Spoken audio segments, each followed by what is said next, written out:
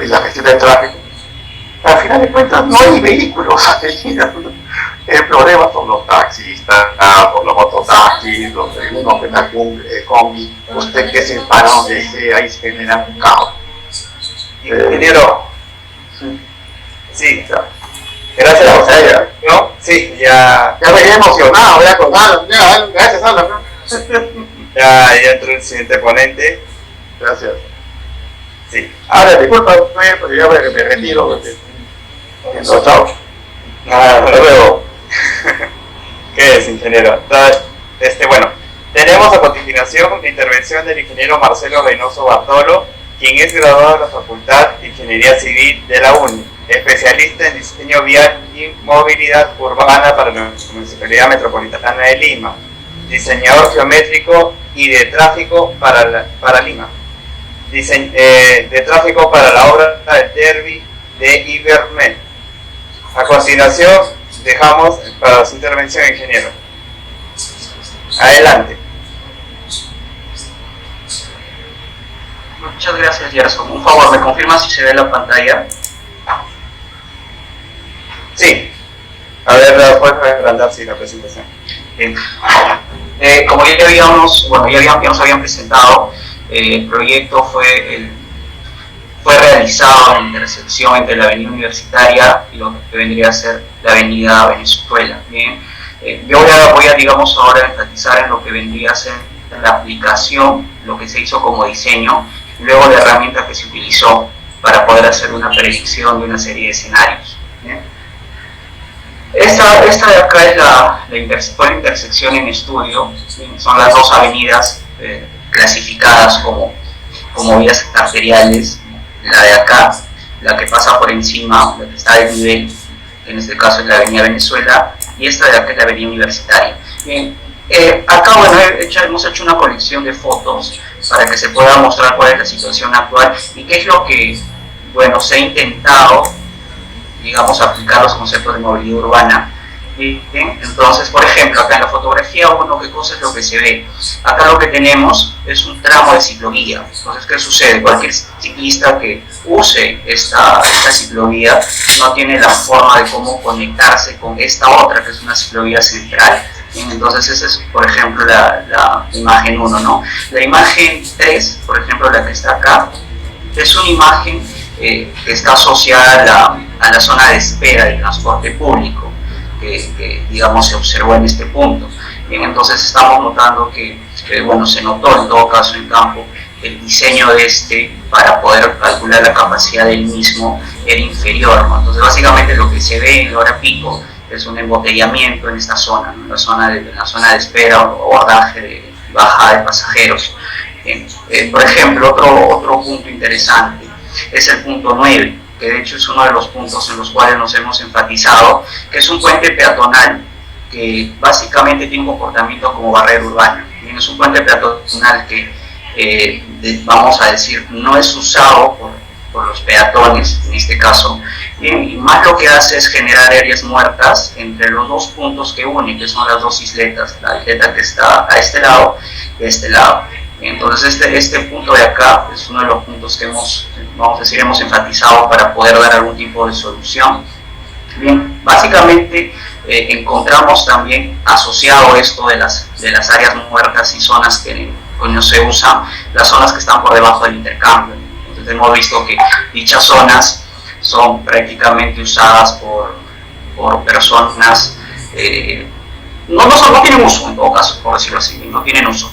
Con respecto a las rampas, por ejemplo, ya hablando a nivel de peatón, hemos observado que no existe una continuidad de las mismas, no existe un diseño adecuado pensando en lo que vendría a ser un usuario con movilidad limitada, bien, y así, ¿no? Así, básicamente este es un pequeño resumen de las cosas que hemos podido observar en campo y a partir de eso identificar hasta qué punto se ha podido, digamos, utilizar los conceptos de la movilidad urbana.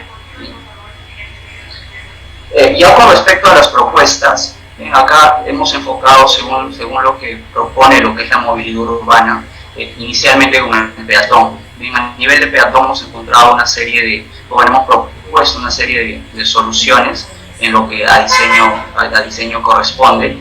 Bien, y lo primero este crucero. Bien, es un crucero que es, bueno, no está, digamos, correctamente diseñado, ¿no? Es un crucero que básicamente está atravesando 3 carriles y el peatón cuando intenta cruzar o va a correr, bien, o va a correr, no le alcanza el ciclo semafórico para que pueda hacer ese desplazamiento, y eso hace que no sea usado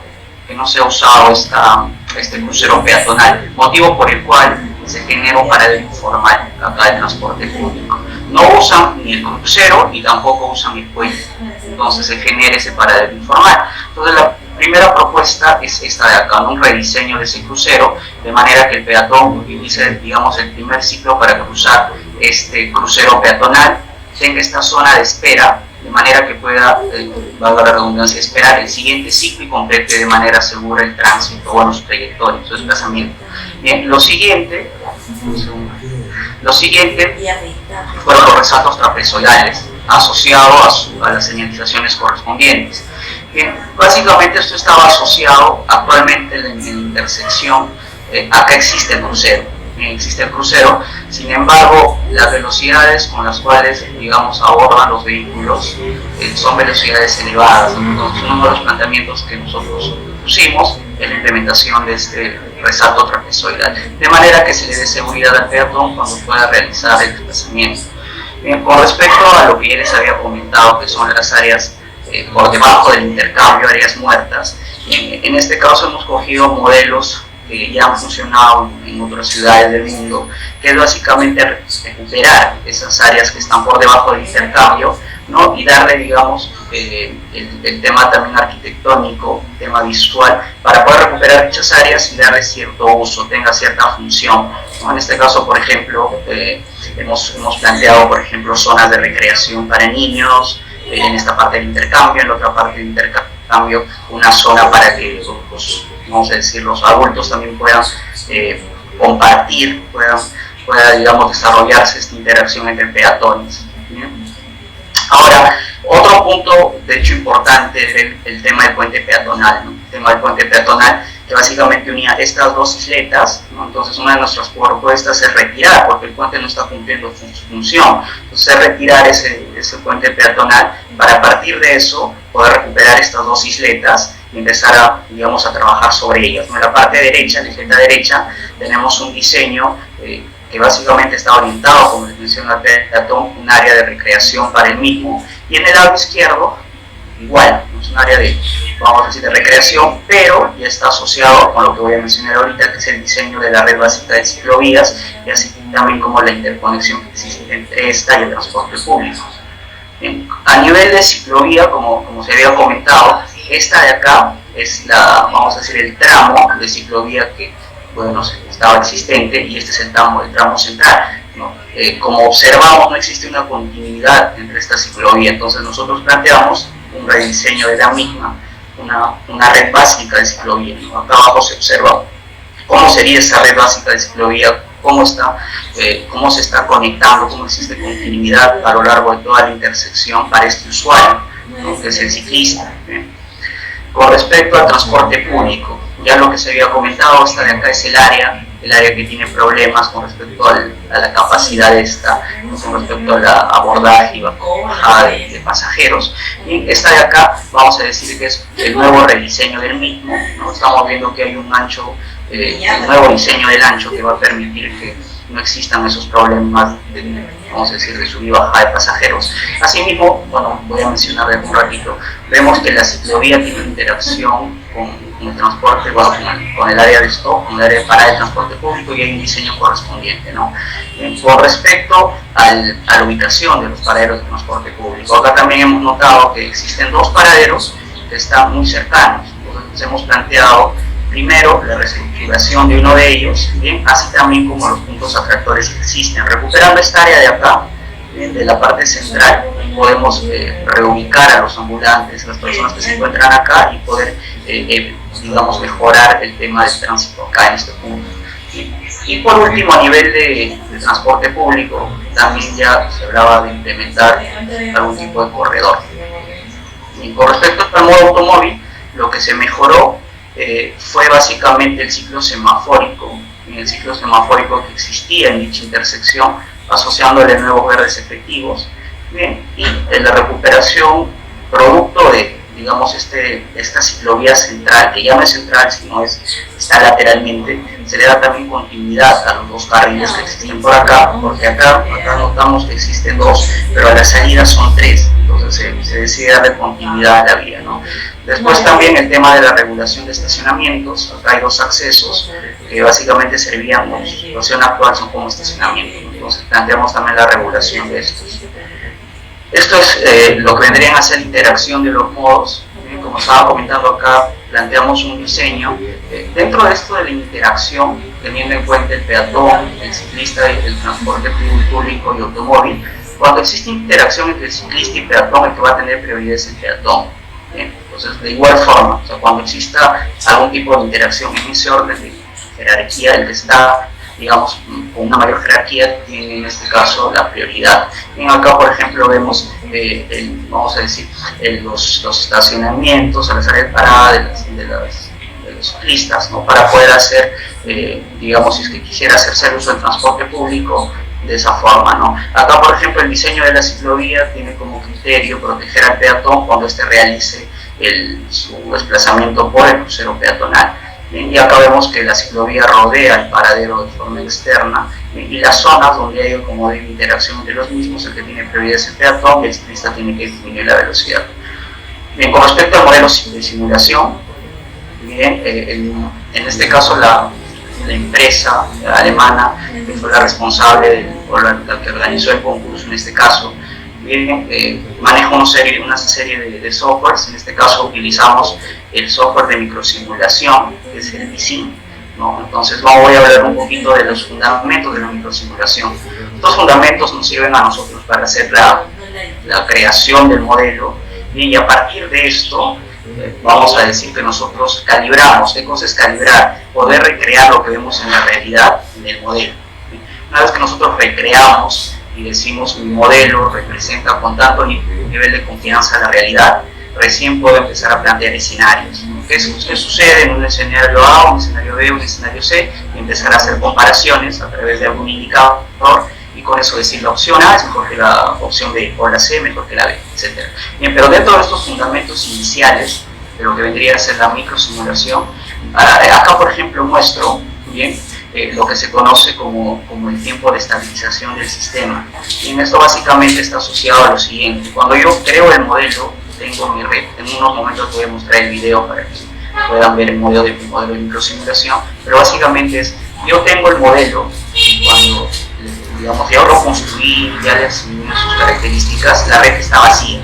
Entonces normalmente el análisis, los periodos de análisis son variables, ¿ya? Pero normalmente se toma como análisis para este tipo de estudios la hora pico, pero de acuerdo a la característica de cada proyecto ese tiempo puede variar. Bien, para este caso es la hora pico. Sucede que cuando inicia la simulación la red está vacía, entonces necesitamos de un tiempo extra inicial a partir del cual yo diga que mi red está estabilizada, y a partir de ese momento empiezo a hacer el análisis. Básicamente acá, bueno, muestro gráficamente, ¿no? Tenemos por ejemplo en t igual 50 segundos, están ingresando los vehículos a mi sistema, no está saliendo ninguno. Bien, entonces el tiempo de estabilización debe ser mayor. Para t igual a 300 tengo 4 vehículos, bueno, sistemáticamente, ¿no?, que ingresan y 3 que salen. Todavía mi sistema no está estabilizado. Bien, pero ya para t igual a 600 tengo 4 vehículos que ingresan y 4 que salen. Entonces a partir de esto es que yo digo que ya puedo hacer la evaluación de mi modelo de microsimulación, que es lo que se ve gráficamente, ¿no? Gráficamente se ve a partir de este punto que la red está estabilizada, ¿no? Esta de acá vienen a ser el número de vehículos en el sistema, y acá en este eje tenemos el tiempo. Entonces a partir de este tiempo, que si digamos es 600 segundos, yo ya debo empezar a hacer mi análisis. O sea, si básicamente la hora punta son 3600 segundos, yo necesito 3600 más estos 600 segundos para poder hacer el análisis correspondiente. El siguiente concepto es el número semilla. En el número semilla, todos los programas de microsimulación manejan el número semilla. El número semilla, por ejemplo, acá, digamos, para el DISIN, maneja a partir del 42, y es cualquier número en realidad. Entonces, este número semilla viene asociado a un generador de números aleatorios. Bien, entonces, estos números aleatorios se le asignan a cada vehículo que está en la red. Bien, por ejemplo, acá tenemos un pequeño bucle, ¿bien? Digamos, al carro rojo se le asigna 0.58, al morado 0.31, al bus 0.66, a la moto 0.93 y digamos este camino 0.76. Entonces, en todo lo que es el desarrollo de microsimulación se trabaja con curvas acumuladas. Bien, entonces en estas curvas acumuladas tienen como dato de ingreso justamente estos generadores aleatorios. Entonces ingresas con este generador aleatorio y esta de acá es, por ejemplo, una curva acumulada de velocidades. Valga, digamos, la explicación, esta curva de acá se mide en campo. Esta velocidad se construye, esta curva de acá se construye en campo. Es una velocidad, digamos, deseada, es una velocidad libre. Entonces, con estos generadores ingresamos a dicha curva y obtenemos la velocidad deseada. En bici, en general en cualquier programa de microsimulación, hay diferentes metodologías para poder hallar estas gráficas que son, digamos, gráficas de comportamiento vehicular. Bien, estas son velocidades deseadas y estas, por ejemplo, son aceleraciones. Entonces, ¿cómo trabaja bici? Para cada vehículo individual tiene un generador aleatorio. El generador ingresa por acá, por la curva acumulada, le da la velocidad deseada y esta velocidad de acá está amarrada a otra gráfica de aceleración. Entonces continúa y digamos, haya la aceleración. Con esto tenemos un primer alcance de la agresividad del conductor a nivel de velocidad y aceleración. Esto sucede para cada vehículo en la red. O sea, si hay 1000 vehículos, hay 1000 puntos aleatorios y, digamos, se asigna así probabilísticamente. O sea, esta curva, digamos, es una curva que se pudo haber construido para un tipo de vehículo, por ejemplo, camión o para un carro. Aparentemente yo podría decir, oye, son carros que tienen velocidad de 60 km por hora, pero en realidad cuando hago la medición en campo hay una pequeña variación. Entonces estos valores semilla es lo que le da esa variación estocástica a este modelo de microsimulación. Bien, entonces ya que hablamos de números semilla y estamos hablando de valores probabilísticos, tenemos que hablar de cantidad de corridas. ¿Cuántas corridas yo tengo que realizarle al programa y qué tipo de análisis tengo que hacer para poder decir tal valor es representativo, ¿no? Entonces, en este caso, en microsimulación se usa el nivel de confianza. El nivel de confianza, que es 95%, esto de acá es tanto para las muestras como para la cantidad de corridas. Cuando hablamos de cantidad de corridas, estamos hablando de valores del software, de bici. Cuando estamos hablando de muestras, estamos hablando de los parámetros que medimos en campo, lo que generalmente son los parámetros de eficiencia.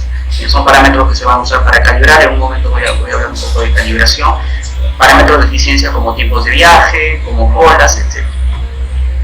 Bien.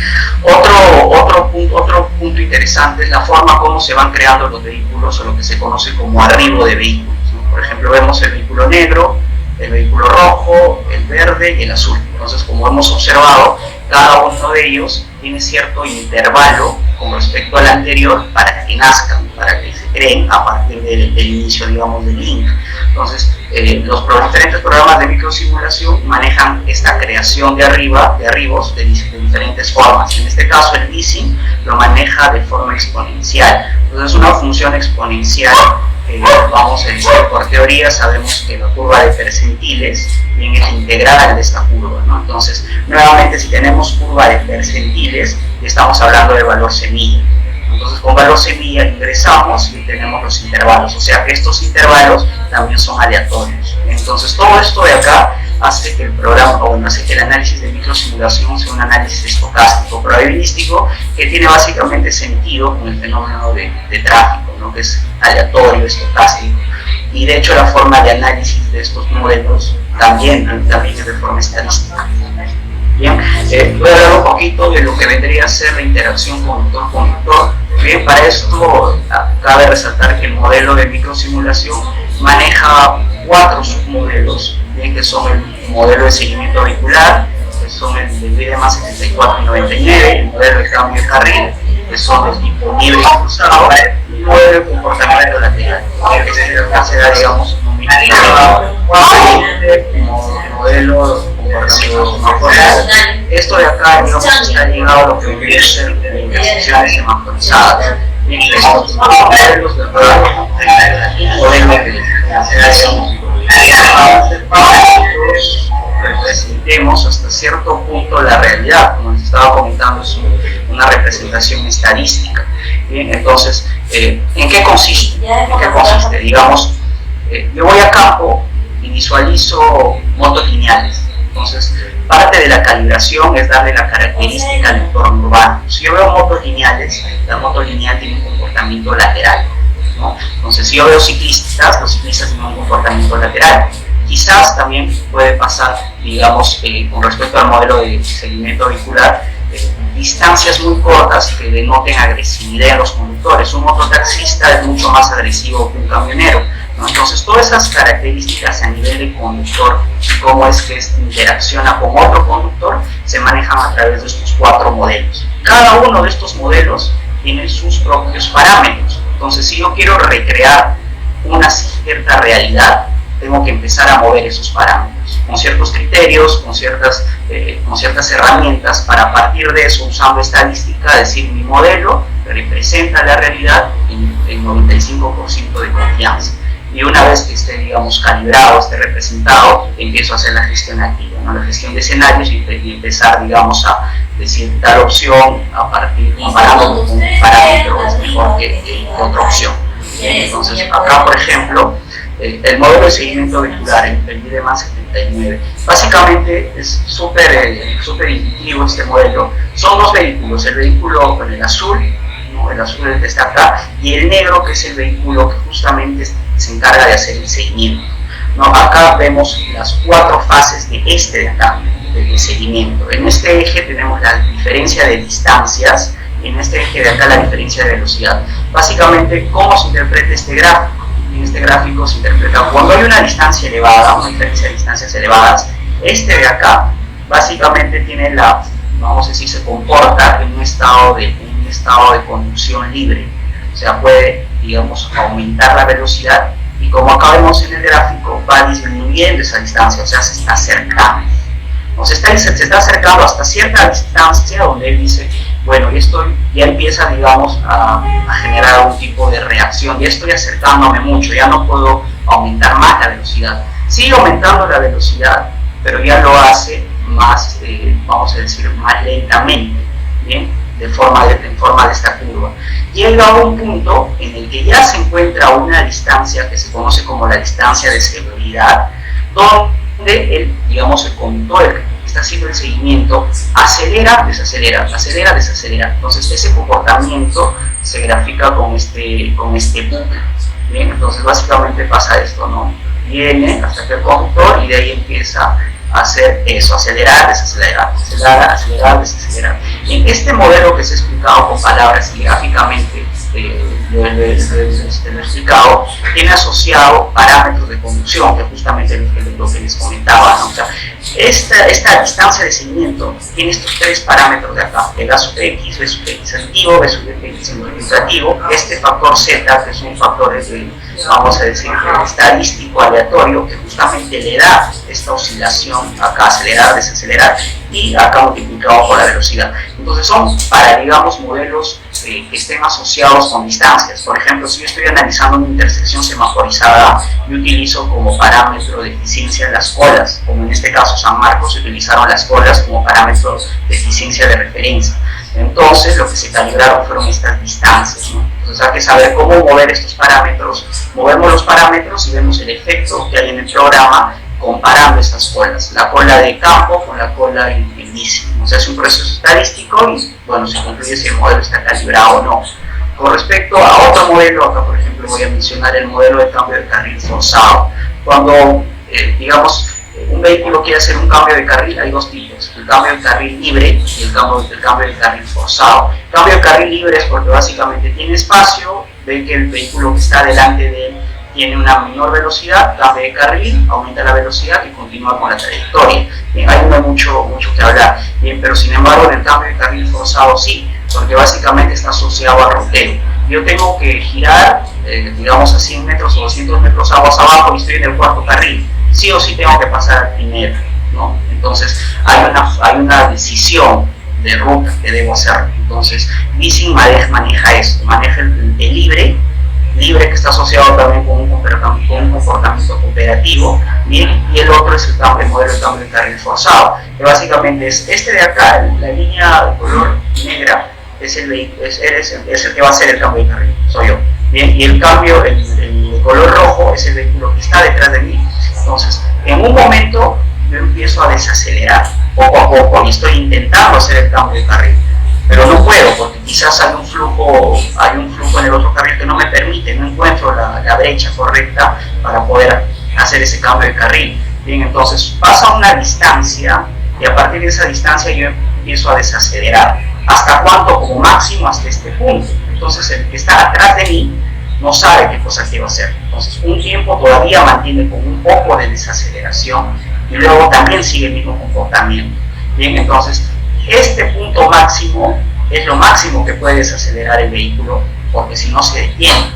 Entonces como máximo puede llegar a esta desaceleración para hacer ese cambio de carril forzado que está asociado al rodeo. Ya sobre el modelo, ya vamos a ver un poquito de lo que es nuestra simulación en líneas generales, un poquito. Bien, entonces, ¿qué cosa fue lo que recolectamos para hacer este modelo, el modelo de intersección en este caso? Bien, luego lo dividimos en tres: los datos fundamentales, los datos vehiculares y los parámetros de eficiencia. Bien, los datos fundamentales son los datos geométricos, tiene que ver con todo lo que esté asociado a la planta, secciones. Bien.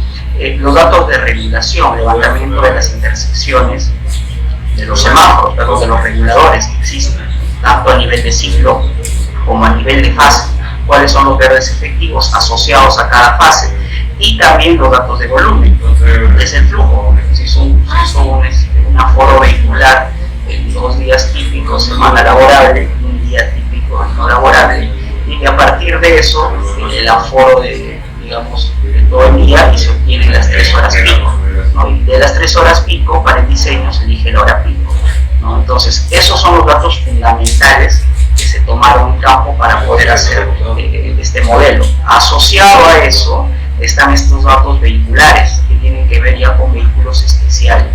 En este caso se observó que había mototaxis, entonces este tipo de vehículos tienen un cierto tratamiento especial a nivel de velocidades, desaceleraciones, aceleraciones, tanto máximas como deseables. Hay una metodología para poder construir estas gráficas, ya que una mototaxi no se comporta igual que un vehículo, no se comporta igual que una camioneta, ¿no? Entonces cuando observamos vehículos especiales tiene que hacerse la medición en campo de estos, cada uno tiene una metodología para ello.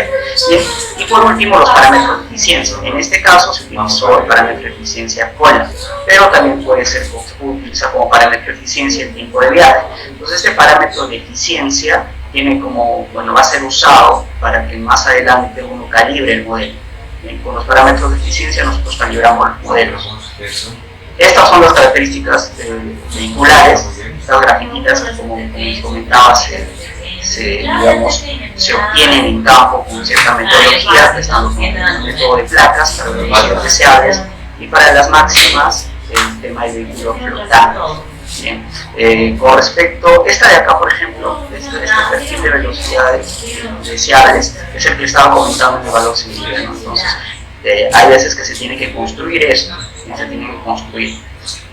Bien, con respecto ya a la calibración, entonces con respecto a la calibración, inicialmente se suele digamos, hacer una correlación de volúmenes. Tengo el volumen que he medido en campo y tengo el volumen evaluado en el programa. Entonces se hace una comparación de estos a través de un estadístico que se llama TIH. Entonces yo puedo concluir, de acuerdo a la importancia del enlace o la intersección que esté analizando, si es o no hay correlación de volumen. Sin embargo, con solamente GIH yo no puedo decir que un modelo esté calibrado. Entonces se necesita hacer un análisis estadístico.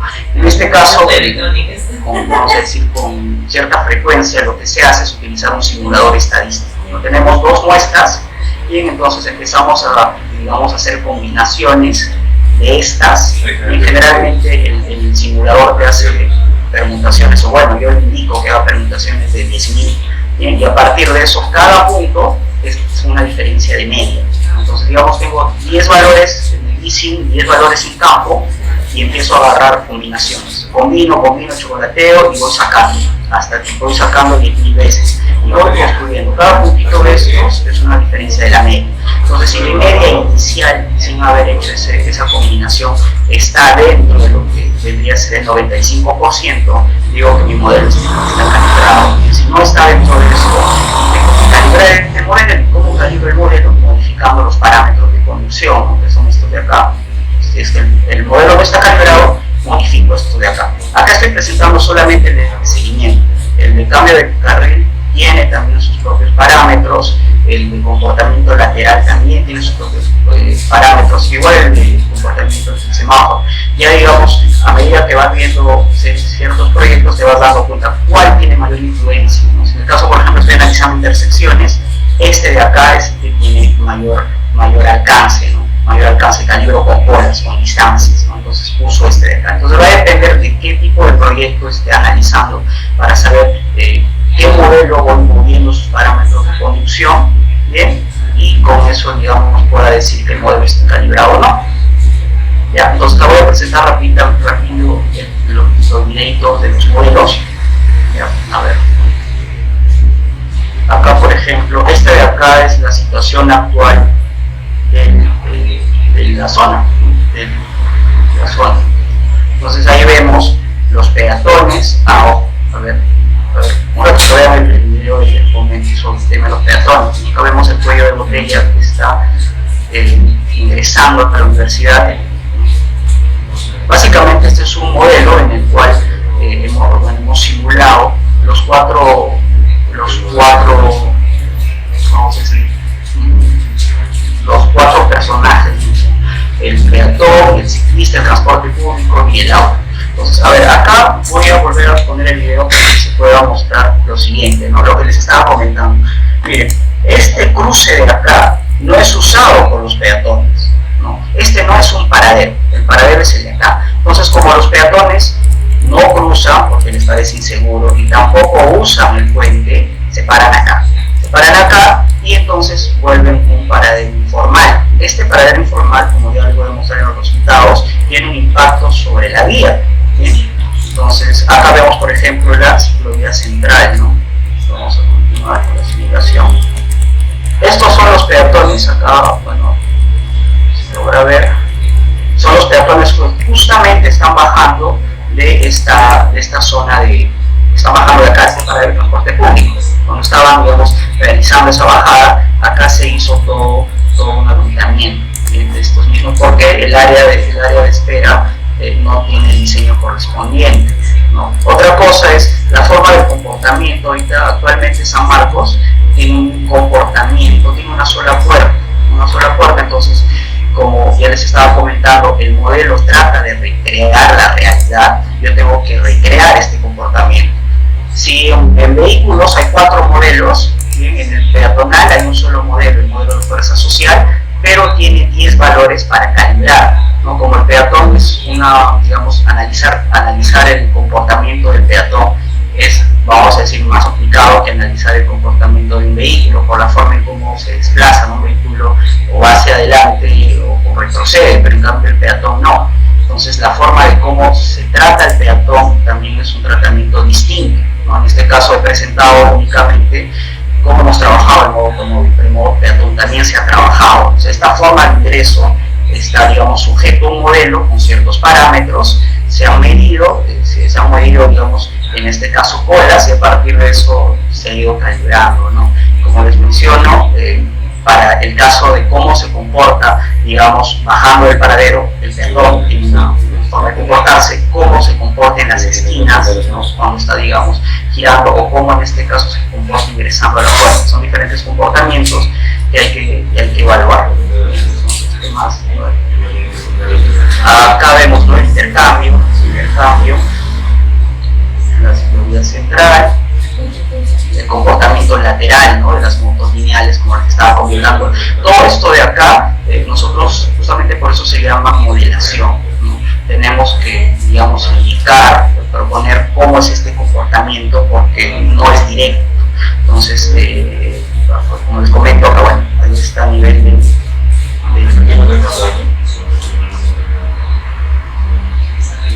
y ahí estaba pues lo que vendría a ser el. Bien, entonces ahora voy a presentar rapidito lo que es el proyecto.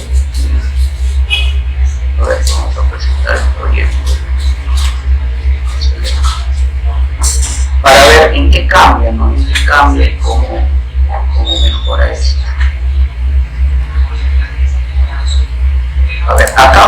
se ve que se recuperaron las áreas, ¿no? Se quitó ese puente que generaba la barrera urbana y se hizo este rediseño de acá. Entonces este rediseño va a permitir que el peatón pueda, digamos, dejar de usar este transporte público informal. De hecho se ha hecho un diseño, ¿no?, para poder evitar que sea un paradero informal y que usen este cruce y vayan al paradero formal, ¿no? Vayan al paradero formal. Bien, a ver. Acá se hizo este rediseño del área de bajada, entonces vemos que ya no existe, ¿no?, ese comportamiento que estaba, digamos, ocurriendo. Aparte de eso, como les había comentado, hubo un tema de reestructuración de los paraderos de transporte público. Este de acá ya no es un paradero de transporte público, el paradero es el de acá, porque la distancia que existía entre estas era menor a 500 metros. Entonces, bueno, se continuó con la simulación. Ahora, otra cosa que se usó fue el planteamiento de 2 puertas y que el peatón tome la decisión de cuál puerta usar de acuerdo a la cola. O sea, si, digamos, observa que acá hay una cola de 3, no entra por acá, entra por acá, que es básicamente lo que pasa en la realidad, ¿no? Entonces, con este planteamiento se mejora también el ingreso de los peatones. Y esto de acá, ¿no?, que es la recuperación de las áreas que están debajo del intercambio. Como estamos notando, debajo del intercambio se han recuperado las áreas para darle una función al niño. En este caso acá se implementó, digamos, zonas para que puedan compartir los niños, mientras que para este lado zonas para que puedan compartir los adultos. Aparte de eso vemos el diseño de las ciclovías, y acá, por ejemplo, en este rinconcito, acá en esta esquina, vemos la interacción entre el ciclista y el peatón, ¿no? Entonces el que tiene prioridad, como se había comentado, es el peatón, el ciclista se detiene, ¿no? Eso es básicamente lo que pasa en la simulación. O sea, todas esas características es lo que se le tiene que dar a la simulación. Y bueno, ya continúo con esto, ¿no? Por último, voy a mostrar lo que vendría a ser el proyecto 2, ¿no?, que es prácticamente reestructurar el tema de transporte público, pero a nivel de corredores. Acá, por ejemplo, vemos todo sigue igual, ¿no? Se quitó el puente, digamos, lo único que se modificó también acá, digamos, la creación, bueno, el área de espera, ¿no?, como en este caso ya es el transporte público es un articulado, tiene una mayor longitud, que justamente es el de acá, ¿no?, el de acá. Entonces, como habíamos mencionado, acá no se detiene porque no es un paradero.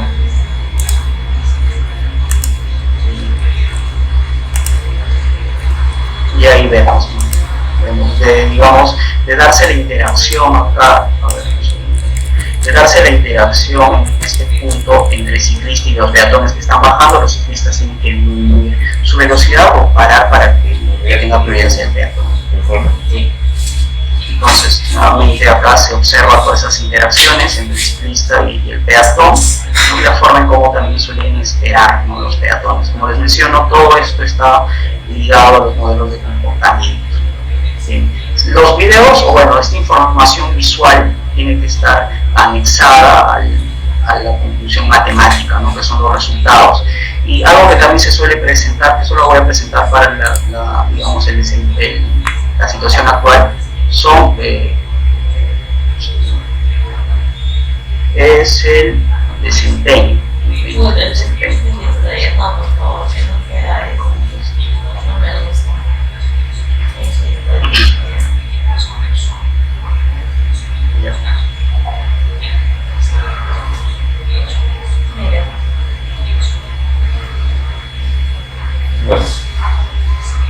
Básicamente en eso del desempeño, mientras trato de abrir, parece que se adentra un poquito.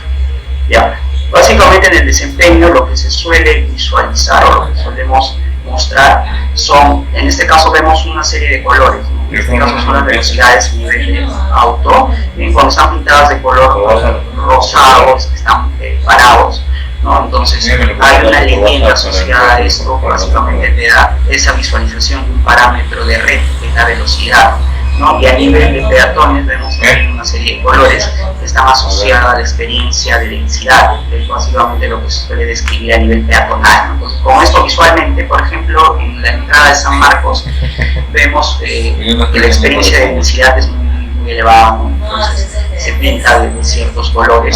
Y acá, por ejemplo, igual, vamos bajando el paradero, y acá los cómo suelen, digamos, interaccionar o interaccionan entre ellos también con o la velocidad va cambiando.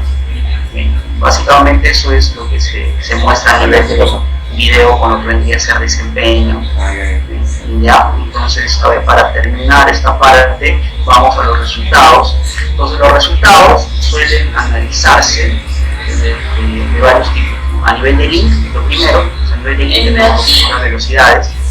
Y aquí está, ¿no? Pues eso que vimos en el video, el parámetro ese, digamos, pintado de colores, se puede ver acá en promedio, después de la cantidad de simulaciones que se hayan decidido evaluar.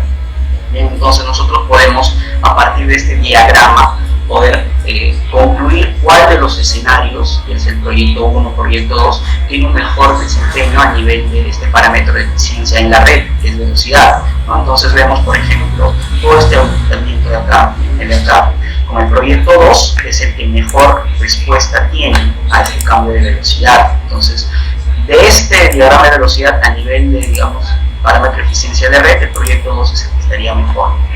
El siguiente son también a nivel de link, son las densidades. Con esto de las densidades, básicamente están asociados a este parámetro físico que son las colas.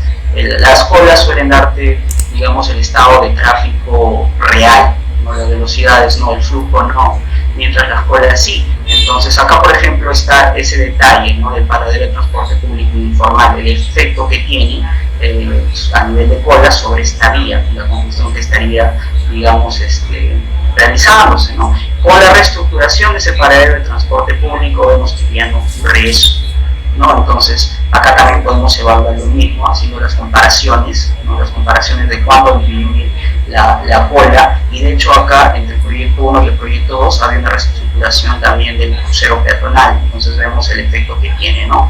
Nuevamente estaría ganando el escenario del proyecto 2. Bien, luego a nivel de nodos, el parámetro que se utiliza para hacer la comparación es el nivel de servicio. El nivel de servicio tiene asociado un parámetro de servicio que básicamente será de acuerdo a qué modo estás analizando y con qué tipo de infraestructura está interactuando.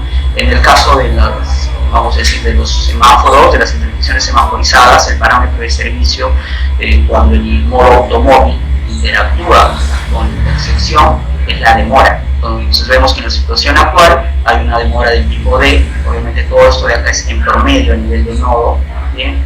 Mientras que con proyecto 1 tenemos un cambio de C, con proyecto 2 un cambio de D. Bien, toda esta información a nivel de nodo se puede desagregar a nivel del movimiento. Puedo saber qué tipo de movimiento tiene qué tipo de nivel de servicio, y de acuerdo a eso saber cuál es el movimiento más crítico o a qué movimiento yo le debería, digamos, visualizar o podría hacer un mejor estudio, ¿no? Como vemos, estos dos tienen el mismo nivel de servicio, pero a nivel de movimientos está mejor, ¿bien? Está ganando el proyecto 2. Por último, hay otra herramienta, bueno, hay otro análisis, que es el diagrama espacio-tiempo, que se suele usar para poder, digamos, con estas gráficas yo puedo describir todo lo que está pasando, ¿no? La interpretación de estas gráficas que básicamente tienen información de los conflictos en lo que es tráfico, conflictos direccionales, concurrenciales o funcionales, y a partir de eso yo decir que, o sea, ver las gráficas, identificar qué está pasando y qué tipo de solución puedo dar, ¿no? En este caso vemos, por ejemplo, que el paradero tiene un efecto negativo, ¿no? Vemos que se genera un tipo de onda de choque a partir de, en este caso, del paradero informal, ¿no? Entonces vemos lo que repercute, ¿no?, a nivel de colas y a nivel de demoras sobre la vía. Reestructurándolo lo vemos como mejor. Bien, entonces, finalmente, como conclusión, tenemos que desde el punto de vista de la movilidad urbana, bien, que viene a ser esta jerarquía de la cual se había comentado, orientándolo al peatón, se recuperó las áreas muertas, se le dio accesibilidad a todos los espacios de manera segura y cómoda. Seguidamente se desarrolló la infraestructura continua con conexión para el ciclista de forma segura y cómoda. Luego se pasó por el análisis de transporte público, donde como se vio se reestructuró los paraderos, los anchos de parada y el tipo de transporte público, ¿no?, que eran los corredores, para finalmente, vamos a decir, dar las soluciones a nivel vehicular. En este caso no tiene que ver con nada infraestructural, ¿no? Simplemente es una utilización del ciclo semafórico y una continuidad de carril. Añadido a eso, la regulación de estacionamientos. Bien, se concluye que el proyecto 2 es el que mejor está diseñado desde el punto de vista de la movilidad urbana.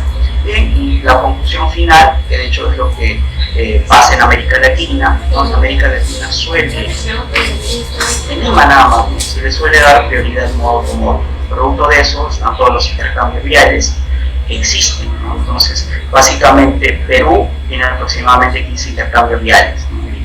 Entonces, se podría hacer, digamos, una réplica de esto con su correspondiente análisis en cada uno de estos, dándole, digamos, énfasis en la movilidad urbana. Entonces, eso sería por mi parte todo. Muchas gracias.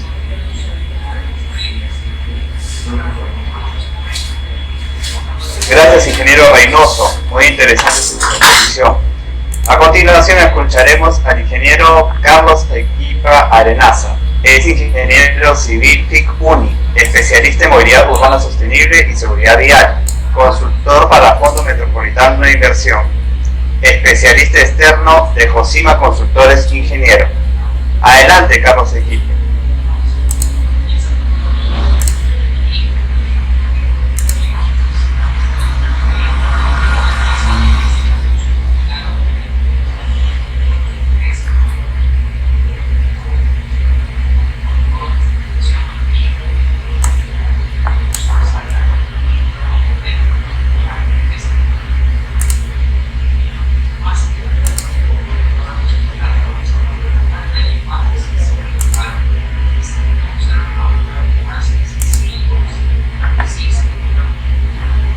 Ingeniero Equipa, ¿me escucha?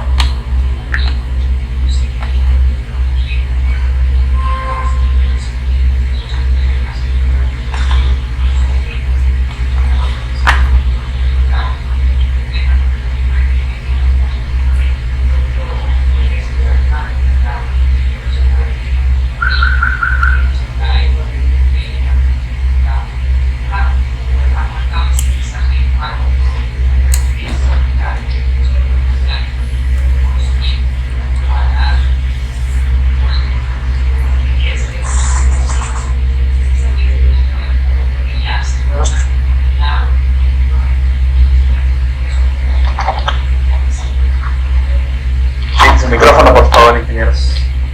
Sí.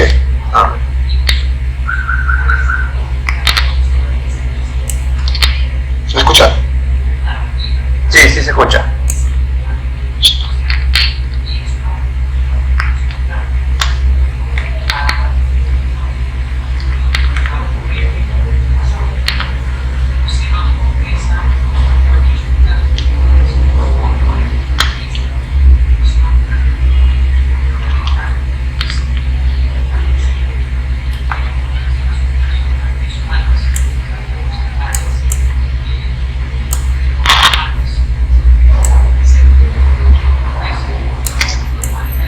¿Se puede ver la pantalla, disculpa? No, a ver, por favor, equipo técnico, si nos puede apoyar.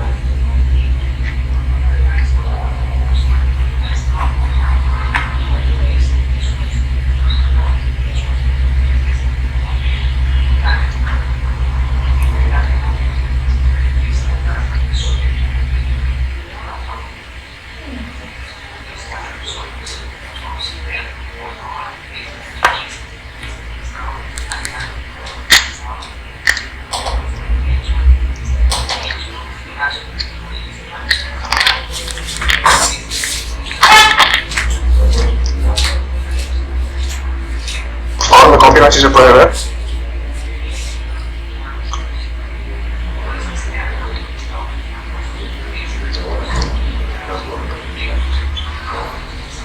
Aún no. Disculpe, ¿está por celular? Porque no se puede visualizar. Sí, por ahí manda el ingreso. Todavía no se Por puede favor. visualizar. Al que está como anfitrión pueden darle por favor acceso. Al que está como espectador. Ya veo el resultado.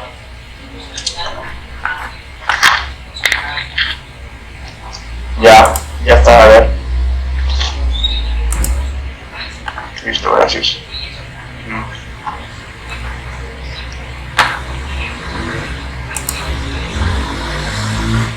momento, listo. A ver.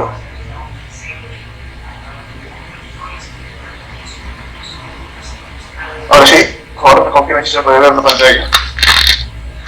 Sí, perfecto. Voy a empezar. Listo, gracias. Gracias por su tiempo. Listo.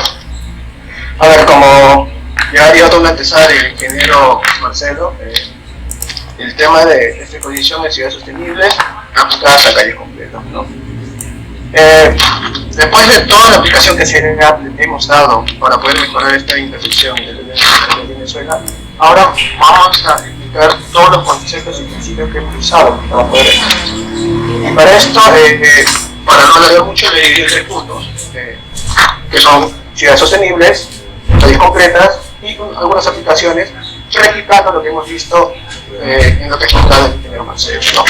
Entonces vamos con el primer punto, ciudades sostenibles. Bajo este punto, ¿qué se busca? ¿Qué busca una ciudad sostenible?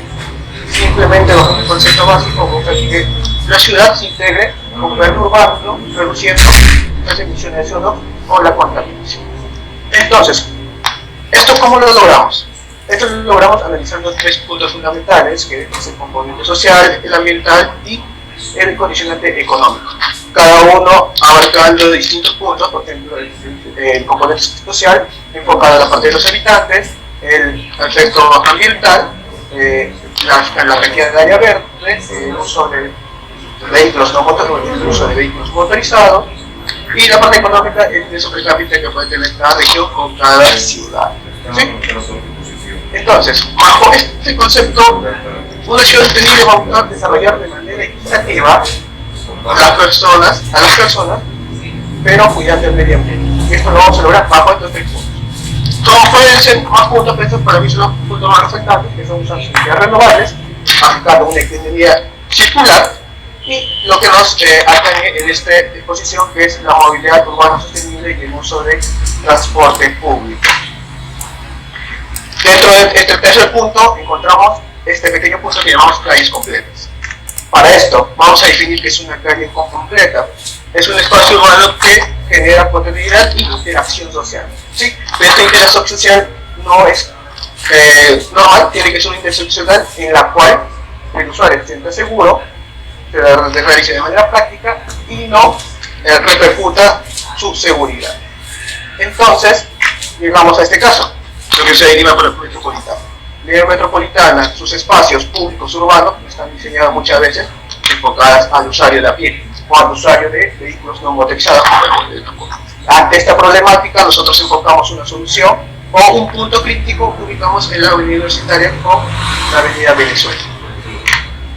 ¿Bajo qué puntos hicimos este diseño? Bajo este punto, bajo un enfoque de concentración de la calle, elegimos la calle de estos 4 puntos básicos, incluyente, que tiene que considerar el diseño para cualquier tipo de persona, digamos niños, mujeres, ancianos, adultos, cualquier persona, género, sexo, cualquier. Una calle segura, al decir segura, intentámoslo de una manera correcta, porque muchas veces una calle segura que evite el accidente, no, errar es humano, el humano va a errar por condición propia, el error tiene que, va a confundirse, entonces el entorno y la infraestructura a su alrededor tiene que mitigar ese error. Sucede un accidente, va a suceder, entonces tenemos que mitigar que ese accidente no sea severo, sino que simplemente sea leve. Eso es la condición de la seguridad vial en concepto. Lo otro, que una calle sea sustentable, que se usan sus propios recursos en su entorno, protegiendo las futuras generaciones.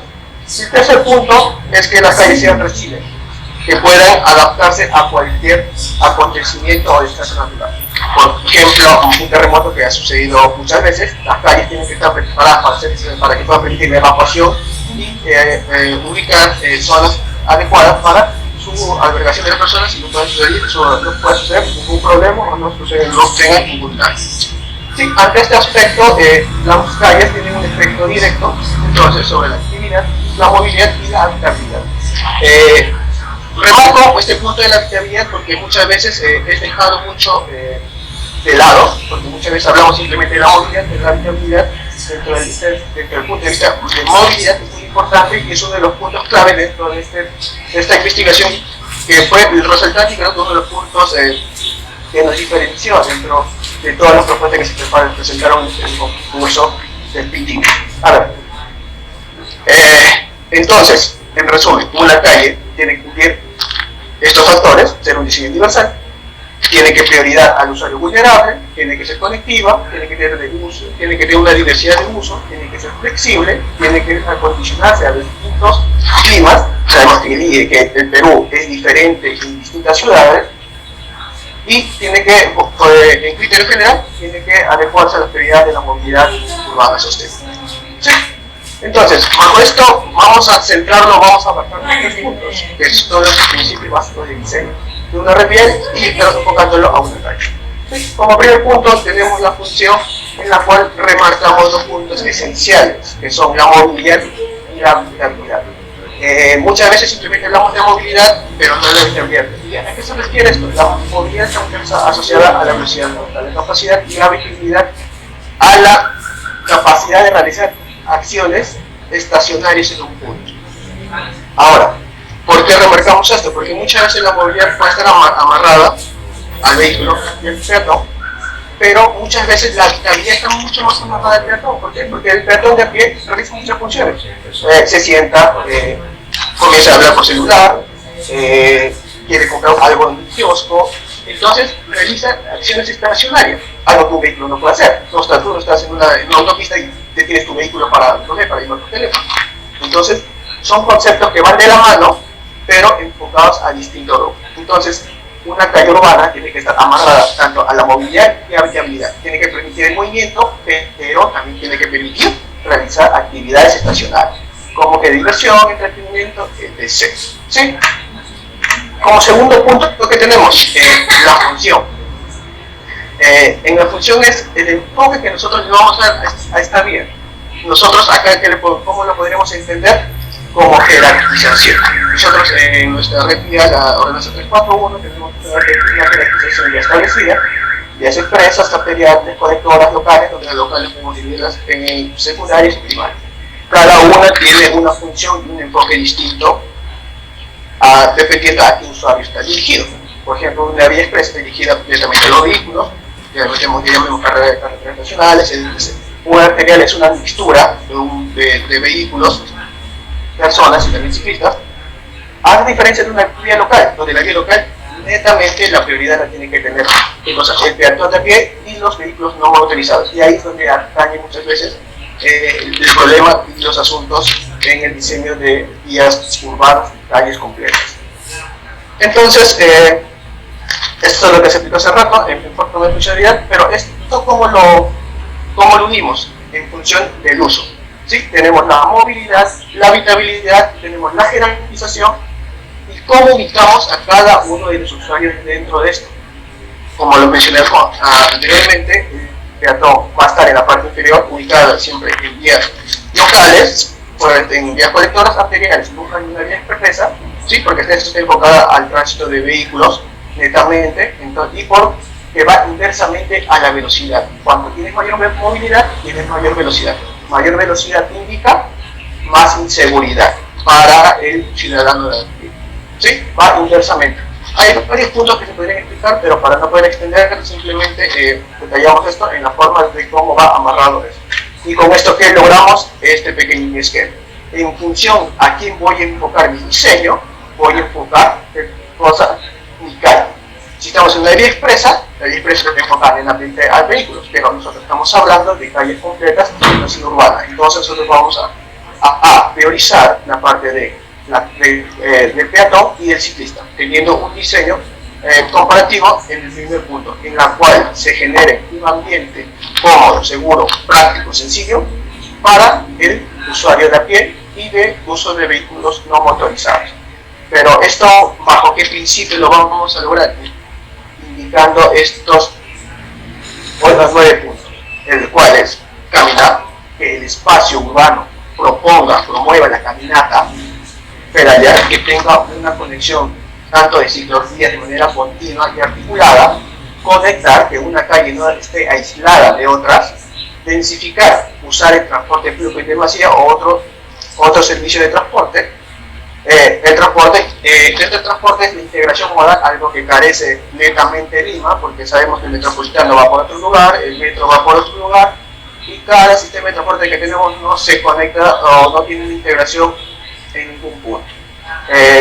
El mezclar se habla de tener distintos usos de suelo para que el ser humano, el ciudadano de pie, pueda desarrollarse de manera íntegra y no hacer viajes extensos, lo cual se replica en los aspectos físicos que son la congestión, polución y ruido al usar vehículos motorizados.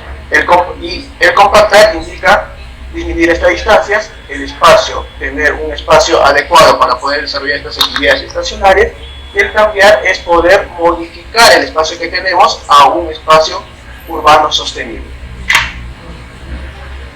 Bajo estos puntos voy a simplemente dar puntos básicos o principios básicos en cada uno de estos aspectos. Por ejemplo, para el caminar tenemos que tener estos 6 puntos de diseño, que tiene que ser un área agradable, cómoda, práctica, segura, accesible y transitable. Para la parte de densificar, se tiene que promover, como mencioné anteriormente, vehículos de transporte público o vehículos no motorizados, evitando el uso de vehículos particulares. En el aspecto de cambiar, es reestructurar el espacio público que tenemos para darle o regresarle el espacio urbano al peatón o al usuario de a pie. Como espacio, es saber cuáles son las áreas en las cuales el centro va a dinamizar y socializar con su entorno, ubicando los espacios de manera estratégica, adecuada, segura y prioritaria, en función a las actividades que vaya a realizar, como de cultura, entretenimiento, comercio, participación, deporte, cualquier actividad de desarrollo. Con esto logramos un concepto desde mi punto de vista integral, que sería de una calle completa, que es el proceso de regresarle la ciudad al ciudadano. Porque muchas veces Lima metropolitana está desarrollada o está, pues pensada, mejor dicho, para el uso vehicular y no peatonal. Y actualmente recién estamos logrando integrar al ciudadano a la ciudad. Y para ver algunos ejemplos de estos cambios, vemos algunas aplicaciones en otros países, por ejemplo, cómo se ha eliminado una calle de uso de estacionamientos y una vía, un espacio único de socialización y actividades para el peatón en Nueva Zelanda, en donde podemos ver cómo se ha retirado toda la parte de la vía y se ha colocado como una vía de tráfico calmado, donde los vehículos van a recorrer a velocidad de 120 km por hora, lo cual no repercute en el tránsito mixto del vehículo y el conductor. En la India, eso se podría decir que es lo más cercano a lo que nosotros tenemos, porque si nosotros vamos a las periferias de Lima, llamemos a Conco, más o menos de Torres, por el sur, Villa María, la Bolivia Flores, sucede mucho esto. La sección efectiva de las veredas siempre son afectadas por los postes o servicios públicos, lo cual repercute mucho en la transitabilidad peatonal, lo cual podemos ver cómo se apañan estos problemas físicos y ya se han hecho en otros países. Y acá, como una referencia que se tomó en el momento de la investigación, fue la de Holanda, en la cual podemos ver que un intercambio vial que estaba enfocado simplemente al paso vehicular por la parte inferior fue reestructurado y se convirtió en un punto de atracción tanto fluvial, comercial y de conexión y de interacción. Es lo más parecido a lo que nosotros fuimos a enfocarlo a la intersección que nosotros analizamos en la avenida Venezuela con Universitaria, que es nuestro caso y que el ingeniero Marcelo le explicó de gran manera detallada. Y donde se dio esta solución, que ya sería repetir lo que el ingeniero Marcelo explicó, se le dio un contexto de seguridad, participación, recuperación de espacios abandonados para poder integrar este espacio perdido al entorno de esa intersección. ¿Sí? Gracias.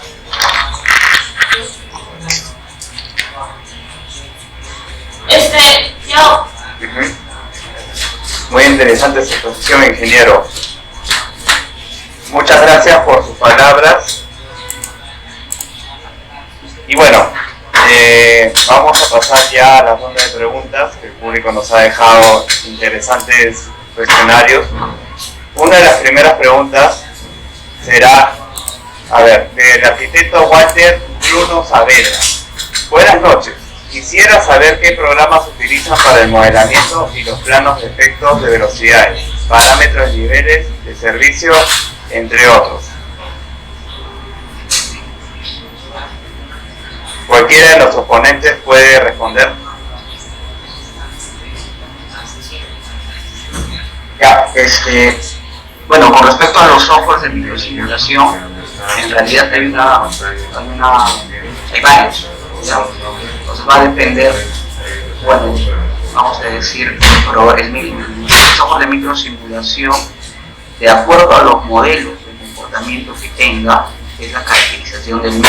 Entonces el leasing es el que hemos usado ahora, maneja esos 4 modelos que ya había mencionado, ¿no? Entonces el primero, digamos, el corazón del leasing es el modelo de seguimiento vehicular, ¿no? Con las características que había mencionado.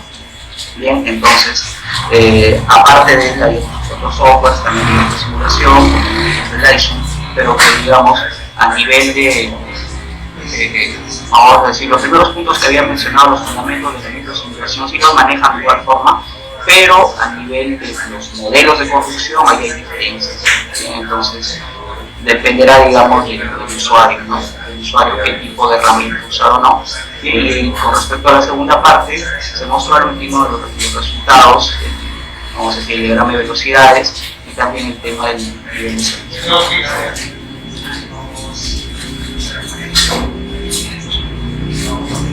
Muchas gracias por su respuesta, ingeniero. Aquí hay otra pregunta del público, de Diego. A ver, buenas noches. ¿Se puede determinar también la afluencia de personas que generarían estos nuevos espacios, actividades propuestos debajo de las vías? Y si es así, ¿estos también están proyectados en los diseños propuestos?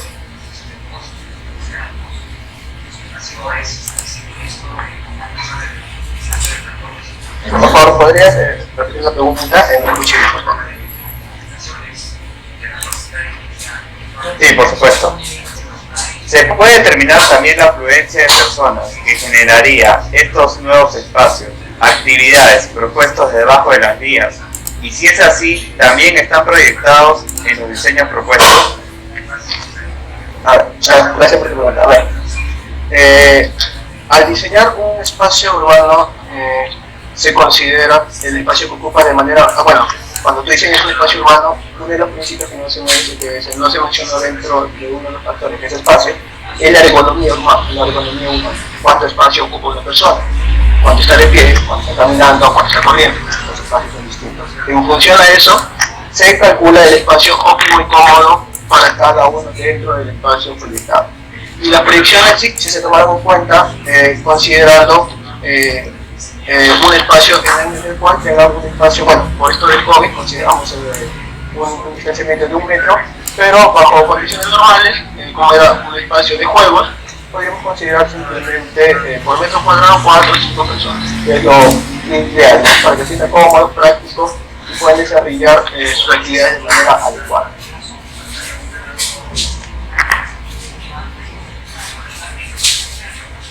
Muchas gracias, ingeniero. Y tengo una pregunta. ¿Qué consideraciones se deben tener para participar en concursos como el PTV Club? Bueno, el primero es tener el conocimiento adecuado de software de PTV, ¿sí? Dentro de sus plataformas, tanto también bueno, de manera directa incluyendo el PTV, que es el software para modelar peatones, porque estaríamos hablando de una movilidad urbana sostenible. Y el segundo, tener los conceptos o parámetros claros de qué involucra una movilidad urbana sostenible y, como indiqué en mi exposición, lo que es habitabilidad, ¿no? Porque se tiene que generar un espacio en el cual no simplemente se promueva el movimiento, sino también actividades funcionales, que es lo que es un poco este proyecto en PTV Latinoamérica.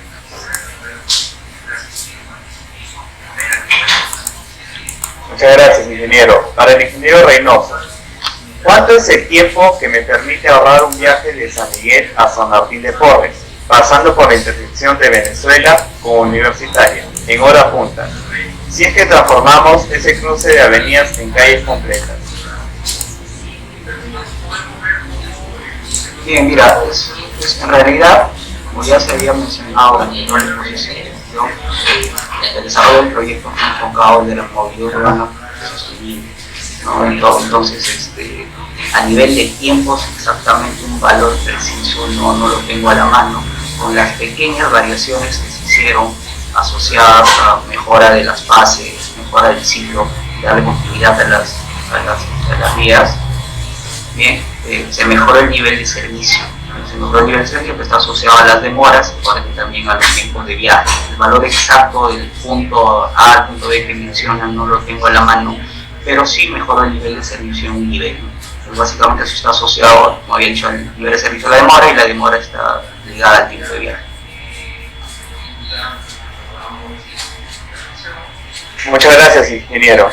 Aquí hay una pregunta de Álvaro Llanos que me llamó la atención. Bueno, él dice que es estudiante preuniversitario con intereses en la carrera de Ingeniería Civil, y su pregunta es, con el tema informal, más allá de la fiscalización, ¿sería crear un sistema unificado de transporte que englobe y facilite la forma de movilizarse?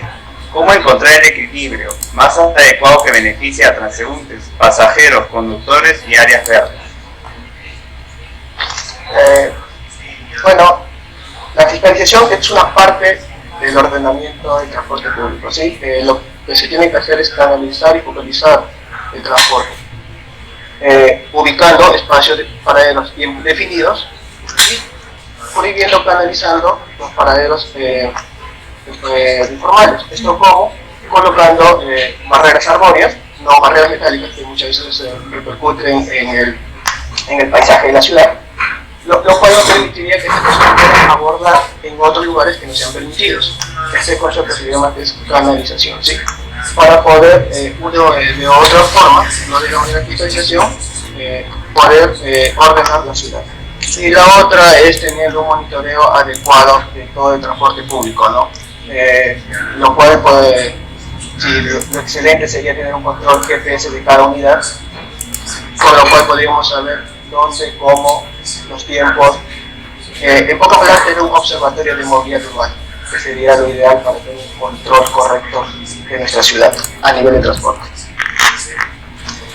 Muchas gracias, ingenieros. Aquí hay otra pregunta de Jorge León Ramírez. Buenas noches, ingenieros. Me gustaría saber si en el BICIM se puede comparar varios escenarios. Sí se puede comparar, y quien lo puede responder mejor es el ingeniero Marcelo. Ya. Sí, como se mostró, para hacer la comparación de escenarios, como había mencionado, primero tenemos que calibrar nuestro modelo. O si nuestro modelo está calibrado, bueno, adicionalmente a esto tiene que validar nuestro modelo.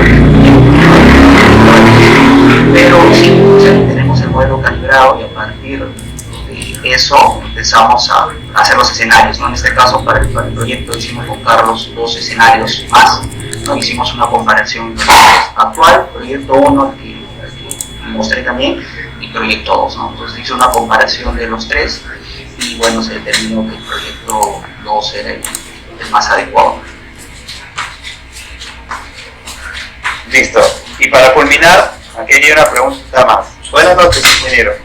Sabemos que el modelamiento, si bien es cierto, trata de acercarse lo máximo posible a la realidad, pero el comportamiento humano es muy distinto, y más aún una ciudad o un país como el nuestro, donde no hay cultura vial. A la hora de disimular este tipo de proyectos se trata en varios escenarios. A la hora de simular este tipo de proyectos se trata de modelar en varios escenarios, sabiendo que un chofer o un peatón puede tomar muchas opciones a la hora de realizar una acción, ya que sabemos que no siempre cumple o se respetan las normas.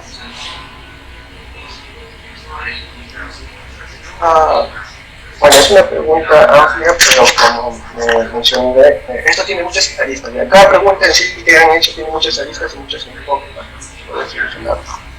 Podemos, primero se tiene que ubicar el peatón, donde está ubicado. Por ejemplo, si tú me dices un peatón que cruza de manera imprudente la Panamericana, que podemos ver muchos comerciantes en el medio de la norma central, que realizan comercio en el informal, ¿cómo podemos evitar eso? ¿Sí? Entonces tenemos que ubicar cada usuario en su respectivo ambiente.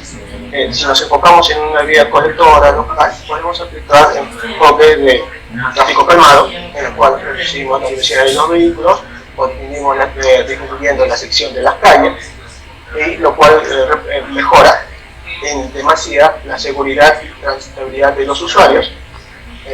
Pero ¿qué pasa si estamos en una vía expresa, donde las velocidades son altas? Los puentes.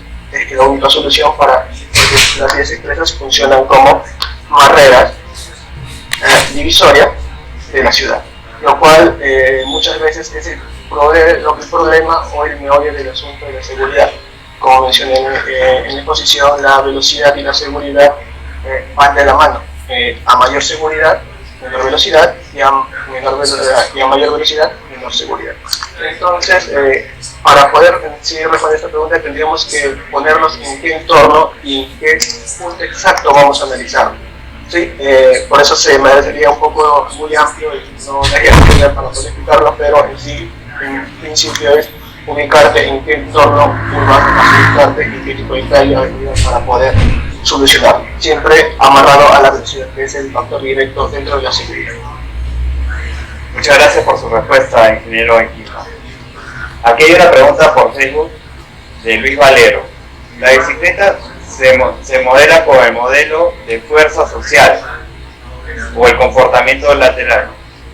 ¿Se puede adaptar el modelo fuerza social para simular vehículos?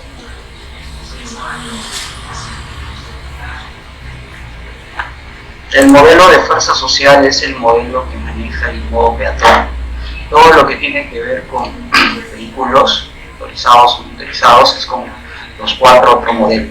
En el caso vamos a decir, ciclista, maneja el modelo de seguimiento y adicionalmente el modelo de comportamiento lateral. De acuerdo, digamos, si estoy utilizando una ciclovía, no es necesario, pero si digamos está interaccionando con el tráfico mixto, suele tomar la derecha, entonces yo tengo que modelar de esa forma, ¿no? O también el hecho de hacer adelantamientos dentro de un mismo carril, ¿no? Como comportamiento lateral. Una cosa es el cambio de carril, pero otra cosa es también dentro del mismo carril que existan adelantamientos. Entonces hay distancias laterales asociadas a velocidades, son varias cositas que se tienen que evaluar cuando es un comportamiento lateral, ¿no? También cosas de visibilidad se pueden manejar. Muchas gracias, ingeniero, por su respuesta. Ha sido una bonita experiencia esta exposición, este webinar. Y bueno, llegamos al término de este interesante webinar, agradeciendo a nombre de la FIC UNI la presencia de nuestro decano, ingeniero Wilfredo Gutiérrez, y las valiosas exposiciones entregadas por el doctor José Matías León, el ingeniero Marcelo Reynoso y el ingeniero Carlos Aiquipa. Muchas gracias al público de la sala Zoom y a quienes nos siguieron por Facebook Live. Esperamos encontrarnos pronto. Hasta la próxima.